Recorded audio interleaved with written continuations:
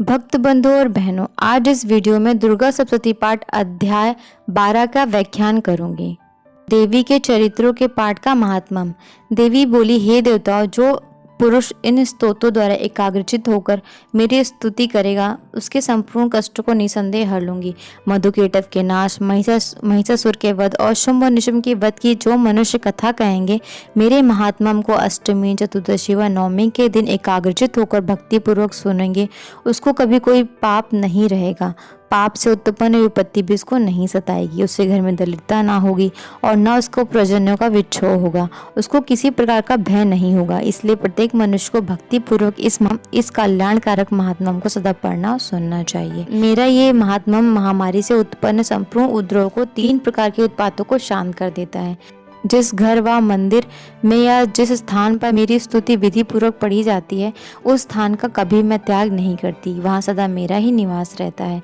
बलिदान, पूजा, होम तथा महाउत्सव में मेरा यह चरित्र उच्चारण करना तथा सुनना चाहिए। ऐसा हवन या पूजन मनुष्य चाहे जानकर या बिना जाने में करे, मैं इसको तुरंत ग्रहण कर लेती हूँ।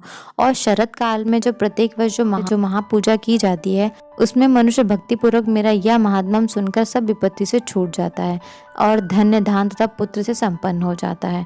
और मेरा यह महात्म्य व कथाओं इत्यादि को सुनकर मनुष्य युद्ध में निर्भय हो जाता है और महात्म्य के श्रवण करने वाले के शत्रु नष्ट हो जाते हैं तथा कल्याण की प्राप्ति होती है और उसका कुल आनंदित हो जाता है। सब कष्ट शांत हो जाते हैं और भयंकर स्वप्न दिखाई देना तथा घरेलू दुख इत्यादि सब मिट जाते हैं।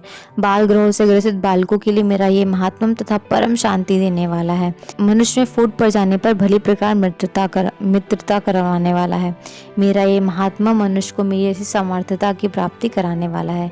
पुष्प, अर्घ, धूप, गंध, दीपक इत्यादि सामग्रियों द्वारा पूजन करने से, ब्राह्मणों को भोजन करवा के, हवन करके, प्रतिदिन अभिषेक करके, नाना प्रकार के भोग अर्पण करके और प्रत्येक वर्ष दान इत्यादि करके जो मेरी आराधना की जाती है और मैं उससे जैसा प्रसन्न होती हूँ, वैसा ही प्रसन्न मैं इस चरित्र के सुनने से हो जाती हूँ। यह महात्म्य श्रवण करने वालों पर पापों को हर लेता है तथा आरोग्य प्रदान करता है। मेरा प्रादुर्भाव का कीर्तन दुष्ट प्राणियों से रक्षा करने वाला है। युद्ध में दुष्ट दैत्यों का संहार करने वाला है। इसके सुनने से मनुष्य को शत्रु का भय नहीं रहता है। हे देवताओं, जो आपने स्तुति की और ब्रह्मा जी ने जो मेरी स्तुति की है, वह मनुष्यों की कल्याण में बुद्धि प्रदान करने वाला है। वन में, सूने मार्गों में अथवा दवनल से घिर जाने पर, वन में चोरों से घिरा हुआ, शत्रु द्वारा पकड़ा हुआ, जंगल में सिंहों से, व्याधों तथा जंगली जानवरों द्वारा, हाथी द्वारा पीछा किए और राजा के क्रोध हो जाने पर, मारे जाने के भय से, समुद्र में नाव डगमगाने पर, भयंकर युद्ध में फंस जाने पर, किसी प्रकार की पीड़ा तथा घोर बाधाओं से दुखी मनुष्य मेरे इस चरित्र को स्मरण करने पर संकट से मुक्त हो जाता है। मेरे प्रभाव से सिंह, चोर या शत्रु इत्यादि दूर भाग जाते हैं, पास नहीं आते।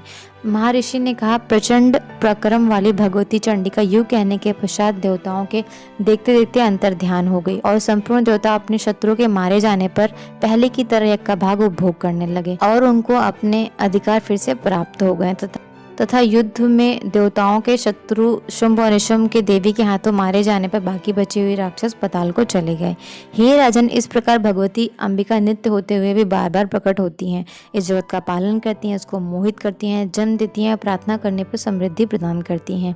हे राजन, भगवती ही महाप्रलय और महामारी का रूप धारण कर लेती हैं और वही संपूर्ण ब्रह्मांड में व्याप्त है और वही भगवती समय समय पर महाकाली तथा महामारी का रूप बनती हैं और स्वयं अजन्मा होते हुए भी सृष्टि के रूप में प्रकट होती हैं। वह सनातनी देवी प्राणियों का पालन करती हैं और सब मनुष्य के अभ्युदय के समय घर में लक्ष्मी रूप बनकर स्थिर हो जाती हैं और अभाव के समय दरिद्रता बनकर विनाश का कारण बनती हैं।